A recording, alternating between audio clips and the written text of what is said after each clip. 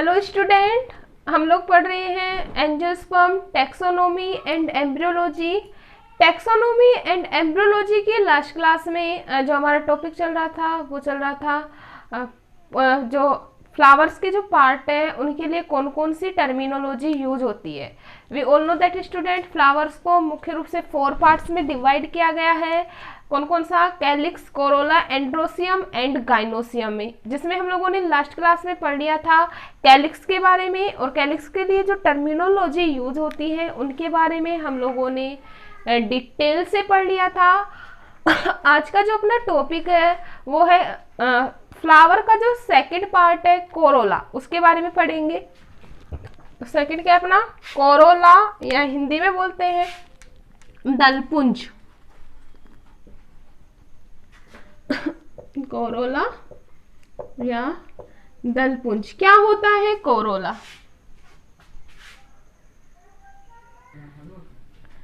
तो जो कोरोला होता है वो सेकंड पोर्शन होता है या सेकंड पार्ट होता है फ्लावर का। दलपुंज होता है वो द्वितीय चक्र होता है, द्वितीय चक्र का निर्माण करता है फ्लावर का। इसके साथ ही साथ अगर हम बात करें कीटों को जो अट्रैक्ट करने का जो कार्य किया जाता है, यह जो पोर्शन होता है वो कलरफुल पोर्शन होता है। कैसा पोर्शन होता है भाई? कलरफुल या रंगीन पोर्शन होता है मोस्टली फ्लावर्स में। और जो कीटों का जो अट्रैक्शन करने का जो कार्य किया जाता है फ्लावर में, वो इस पोर्शन के द्वारा किया जाता है। इस कलरफुल पोर्शन की वजह से, कोरोला के कलरफुल होने की वजह से जो इंसेक्ट होते हैं वो फ्लावर की साइड अट्रैक्ट होते हैं और इनमें पोलिनेशन की जो क्रिया होती है वो संपन्न होती है। क्लियर है इतनी बात? तो दलपुंज क्या है? द्वितीय चक्र। यह है पुष्प का द्वितीय चक्र होता है। क्लियर है? इसके साथ ही साथ यह कैलिक्स के अंदर वाला जो पोर्शन होता है वो कौन सा होता है? कैलिक्स के अंदर वाला भाग होता है, अंदर वाला भाग होता है। क्लियर है? नेक्स्ट अगर हम बात करें कोहेशन ऑफ कोरोला, मतलब दलों का सहसंजन। नेक्स्ट अपना टॉपिक है दलों का सहसंजन। इंग्लिश में बोलते हैं कोहेशन ऑफ कोरोला। तो सबसे पहले हम लोग जान लेते हैं कि किस प्रकार से कोहेशन होता है कोरोला का। तो जो दलों का जो सहसंजन होता है वो होता है 2 प्रकार से। कितने प्रकार से होता है मुख्य रूप से भाई? 2 प्रकार से। एक तो होता है पृथक दली, एक तो होता है पृथक दली, और दूसरा होता है संयुक्त दली। बात कर लेते हैं हम लोग फर्स्ट पृथक दली की। नाम ही क्या है? पृथक दली। We all know that student कि हम लोग किसी भी जो मोस्टली जो वर्ड्स होते हैं उनके अकॉर्डिंग डिफाइन कर सकते हैं लाइक ऑलवेज। तो पृथक दली का मतलब, पृथक का मतलब अलग अलग, और दल का मतलब दल। तो इस प्रकार के कोहेशन में जो दल होते हैं वो कैसे होते हैं? Separate separate. मतलब हम बोल सकते हैं जब दल एक दूसरे से स्वतंत्र हो, जब दल एक दूसरे से स्वतंत्र हो उसे क्या कहा जाएगा? पृथक दली। अगर एग्जाम्पल की मैं बात करूं, एग्जाम्पल है गुड़हल। गुड़हल का जो फ्लावर होता है उसमें जो कोरोला होता है वो कैसे होता है? Separate separate. Now clear? Next अगर हम बात करें संयुक्त दली, संयुक्त का मतलब होता है जुड़े हुए। संयुक्त का मतलब क्या होता है? जुड़े हुए। तो जब दल एक दूसरे से जुड़े हुए हो तो इसे क्या कहेंगे? संयुक्त दली। जब दल एक दूसरे से किनारे से जुड़े हो, किनारे से जुड़े हो तो उसे क्या कहेंगे? संयुक्त दली। एग्जाम्पल की अगर हम बात करें जैसे नीरियम। नीरियम जो प्लांट होता है उसके जो फ्लावर्स के जो कोरोला होते हैं वो एक दूसरे से क्या होते हैं? संयुक्त होते हैं। क्लियर है? नेक्स्ट अगर हम बात करें दल विन्यास, नेक्स्ट टॉपिक क्या है अपना, दल विन्यास, मतलब दलों की व्यवस्था क्रम को ही क्या कहा जाता है, दल विन्यास। जैसे कि हम लोगों ने लास्ट क्लास में पढ़ा था, कैलिक्स में भी अलग अलग प्रकार से जो बाह्य दल होते हैं वो अरेंज होते हैं, इसी प्रकार कोरोला में भी जो दल होते हैं वो अलग अलग प्रकार से क्या होते हैं, अरेंज। इसके आधार पर भी इन्हें विभिन्न टाइप्स में डिवाइड किया गया है। जैसे फर्स्ट है अपना कोर स्पर्शी, फर्स्ट क्या है अपना, कोर स्पर्शी। We all know that student, हम लोग इसका हिंदी डिफाइन करें, कोर का मतलब कोनों से, स्पर्शी का मतलब स्पर्श करना। तो अगर डेफिनेशन की हम बात करें,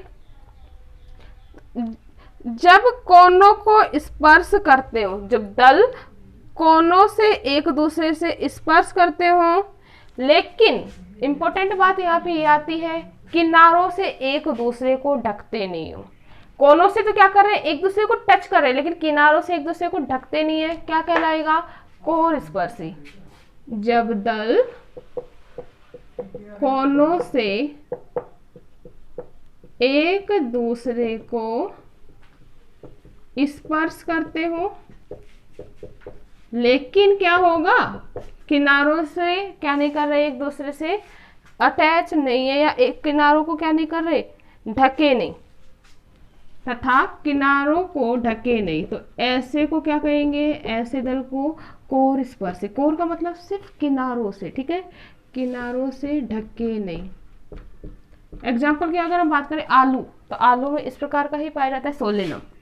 एग्जाम्पल क्या है, सोलेनम। क्लियर है। नेक्स्ट अगर हम बात करें तो नेक्स्ट होता है व्यावर्तित, ट्विस्टेड या व्यावर्तित। क्या होता है व्यावर्तित, जब बाह्य दल का एक सिरा अपने निकटवर्ती बाह्य दल के एक सिरे को ढके, ठीक है, मतलब क्या होगा, व्यावर्तित का होता ट्विस्ट, ट्विस्ट का मतलब गुथा हुआ लगभग। तो जब बाह्य दल का एक सिरा दूसरे बाह्य दल को और दूसरे दल का बाह्य सिरा तीसरे बाह्य दल को ढकता हो, तो इस प्रकार का जो दल विन्यास होगा वो कौन सा होगा भाई, व्यावर्तित। क्लियर है। एग्जाम्पल की अगर हम बात करें, गुड़हल का दलपुंज विन्यास, गुड़हल में किस प्रकार का पाया जाता है, व्यावर्तित। क्लियर है। नेक्स्ट अगर हम बात करें तो नेक्स्ट है अपना कोर छादी। थर्ड क्या है, कोर छादी। क्या होगा,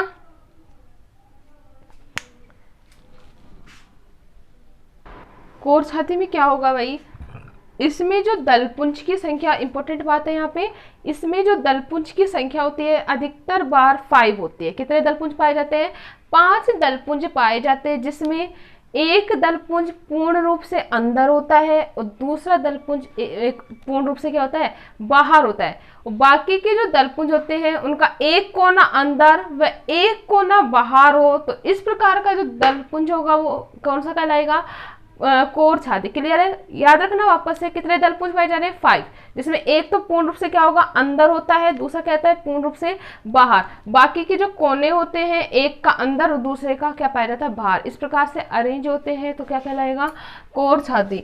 अगर हम एग्जाम्पल की बात करें तो एग्जाम्पल है जिप्सोफिला,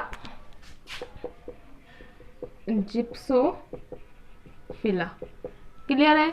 नेक्स्ट अगर हम बात करें तो ये है अवरोही कोर छादी या ध्वजीय। अवरोही कोर छादी या ध्वजीय।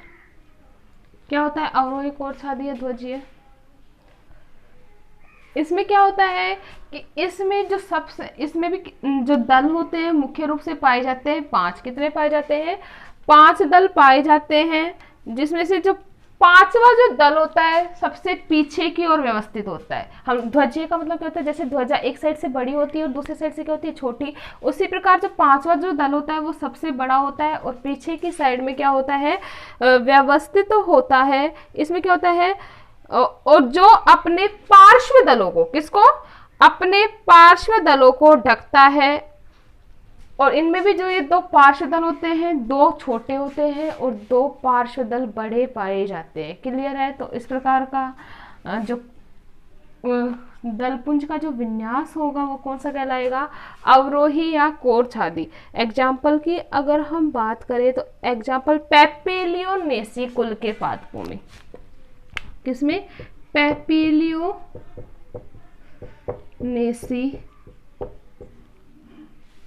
कुल के पादपों में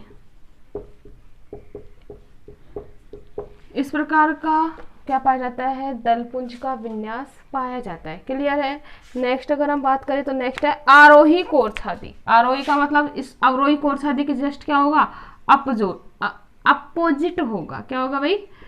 अपोजिट होगा आरोही कोर्छादी। तो इसमें क्या होता है कि इसमें जो पश्च दल पत्र होता है वो पूरी तरीके से ढका हुआ होता है। पीछे वाला जो दल होता है वो पूरी तरीके से क्या होगा? ढका हुआ। सिंपल सी बात है, अवरोही का जस्ट अपोजिट होगा। अवरोही में जो दल था पीछे वाला वो लार्ज था, तो आरोही में जो पीछे वाला जो दल होता है वो कैसा होता है? स्मॉल होता है, जो ढका हुआ होता है बाकी के दलों से। क्लियर है?